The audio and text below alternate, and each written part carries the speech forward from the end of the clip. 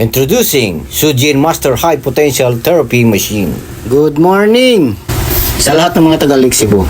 Sa mga first timer, so meron po tayong ipinagbabawal. Bawal po yung mayroong butas ang puso or pacemaker. Bawal din yung may mga stainless ang mga buto, no? O yung mga taong nag-undergo sa chemotherapy at nagda-dialysis. So bawal din yung mayroong malignant toxic goiter, no? Or acute goiter. So dito po, ma'am, dapat isolated tayo. So dapat nakapatong ang ating mga paa dito sa ating plastic isolated pan, no? Dapat kasi isolated tayong lahat. Okay? So bawal din po yung may mga gadgets, no, na mga di-battery. Cellphone, relo na di-battery, or ano pa mga charger na nandyan sa, or mga power bank sa bulsa ninyo. Okay po? So, yung iba po, okay na po yan. So, dito po, pinapakilala natin yung ating high potential therapy machine. So, yan po ay galing sa Japan. So, Master High Potential Therapy, ibig sabihin ay gamit po yan siya ng mga masters doon sa Japan. So, ang nag-imbento po niyan ay si Dr. Toshiyuki Hara.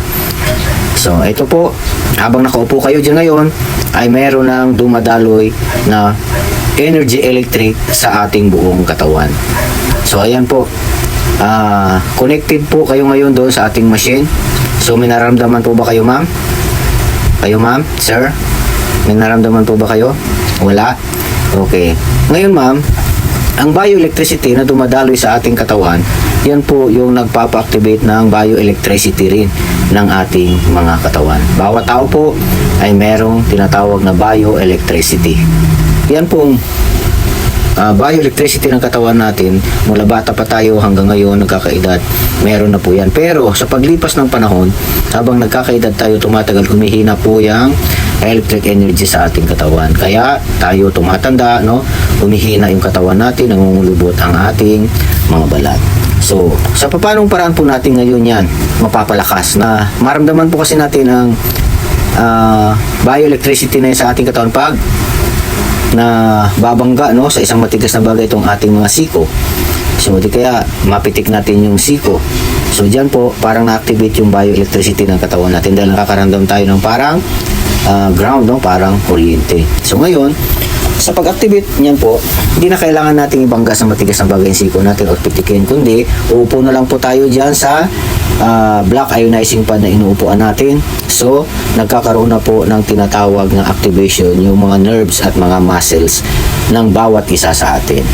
So, ngayon, ma'am, panahon kasi ngayon, hindi na tayo nakakapag-exercise, no? Jogging, zumba, or ano pa man, dahil sa busy tayo sa trabaho, yung ba sa atin, mahina ng katawan, no? Mahina na yung mga buto. So, dito, ma'am, sa simpleng pagkakaupo ninyo dyan, ay meron na kayong exercise na ginagawa, equivalent po niyan is 2 to 3 hours. So, ito, ma'am, may presence akong ipaparamdam sa inyo, ma'am. Ayan. Ayan, sir. Mula talampakan hanggang ulo po, may nararamdaman po kayo. Ikaw, ma'am, hindi ka po magugulatin, ma'am. Ito, try natin, ha. Ayan. O, ayan. May naririnig kayo, ma'am. So, ikaw, ma'am, ganyan ang kamay, ma'am. Ladlad. Ayan. So, mula paa hanggang ulo. So, meron po kayong nararamdaman. Ano po nararamdaman mo, sir? Diba, parang may ugong, no? Ikaw dyan sa likod. Ayan. Okay, may vibration, no? Anong tawag? Vibration. O, kurug-kurug kung sa ilong mo pa, no? Okay. So, ayan. Ikaw pa. So, mga first timer kasi kayo lahat, no? So, kailangan lahat is mapa-feel natin yung presence ng ginagawa nating pagtitherapy para sabihin yung totoo, no? Na meron na. So, ayan. Ikaw, ma'am, okay ka na? So, yan pong nararamdaman natin or naririnig natin parang hugong, no? Opo, o yan, ganyan. Parang hugong. So, yan po yung tinatawag na micro vibration. So, mula doon sa pinakamaliit na ugat hanggang doon sa pinakamalalaki nating ugat, nagkakaroon na po ng vibration. So, na-absorb po natin yan mula sa machine. Nagpuproduce ang machine ng energy electric na dumadaloy sa ating katawan, na siya naman kailangan ng ating katawan para ma-charge, no? Para gumanda, lumakas at makondisyon yung mga nerves at muscles natin na matagal nang natutulog, no? Dahil pag mahina, o kung hindi na-exercise ang mga nerves, muscles natin, is natural, makakaramdam tayo ng may mga numb, no? Napaparalyze, no? Parang meron tayong nararamdamang hindi maganda, naninigas yung mga daliri, mga kaugatan. So dito ma'am, ang dahilan po niyan or ang magandang epekto po ng micro vibration o vibration na naramdaman ninyo is binabakbak po niya, no? Tinatanggal, tinutunaw yung mga toxic o yung mga fats na bumabara o tumitigas na sa ating mga kaugatan. So dahil pag barado po ang ugat natin dahil sa mga toxics at mga fat na yan, mga cholesterol na yan, siyempre hindi po makakadaloy ng wasto ang ating mga dugo. So dito number 1 is blood circulation pinapaganda ang blood circulation ng ating buong katawan. Ganun po yan siya. So sa simpleng pagkakaupo natin ngayon, unti-unti nang nagse-circulate ang ating dugo mula talampakan hanggang sa ulo natin. So, siyempre dapat ang gagawin natin is araw-araw po ang ating gagawing pagte-therapy hanggang sa maging malinis na, no, natatanggal na yung mga toxic, mga acid na bumabara sa ating kaugatan. Okay? So pag maganda ang circulation ng dugo sa ating katawan, syempre kondisyon po ang ating katawan. So, malaki po ang tulong na magagawa ng ating pagte-therapy para makaiwas tayo sa tinatawag na stroke. Syempre, kapag malapot ang ating dugo at barado pa ang ating mga kaugatan, syempre magkakaroon tayo ng tinatawag na stroke, no? Pagputok ng mga maliliit na ugat sa iba't ibang bahagi ng ating katawan, especially dito sa ating ulo. Nakakatulong dito para doon sa mga taong may diabetes, arthritis, insomnia, constipation, stress, depression, at iba't ibang klaseng sakit sa ulo katulad ng mga sinusitis, migraine, at iba't iba pa. Napakaganda rin po ng therapy na ito para sa ating mga kabataan, lalo na doon sa mga estudyante na nahihirapan sa school dahil ito ay brain enhancer. So, kinukondisyon ang ating mga isipan, pinapalakas at pinapasigla ang ating mga katawan at inaalis ang katamaran. Nakakatulong din ito para sa mga taong may maintenance o nagme-maintenance ng gamot araw-araw. Darating ang panahon, mababawasan po, no, ang dosage ng inyong mga maintenance dahil ang trabaho ng ating high potential therapy machine, una ay pinapalakas ang metabolism or metabolismo ng ating katawan. Yun po yung nag-a-adapt ng mga pagkain na ipinapasok natin sa ating katawan. So paggamot ang ating iniinom, so bibilis po ang epekto nito.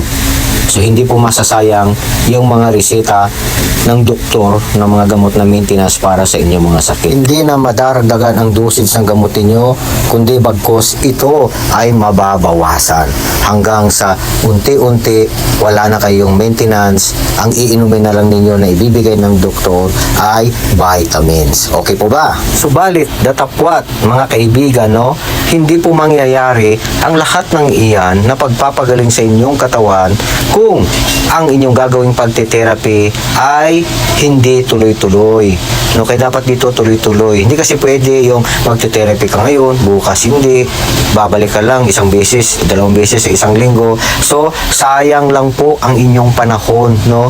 Hindi po magiging maganda ang epekto noon sa ating mga katawan. Question po. Mga pinaka, ano pa ka na itong hindi masok? Ito po, maximum na magandang epekto is 6 to 7 po. Okay. Pero mas maganda po kung lima lang talaga. Hindi ko very masyado mo lang lima. Dito sa mga matutulungan nito yung mga sakit ng mga high blood, kahit na stroke na dito, stroke na dito, tayo pwede. Marami na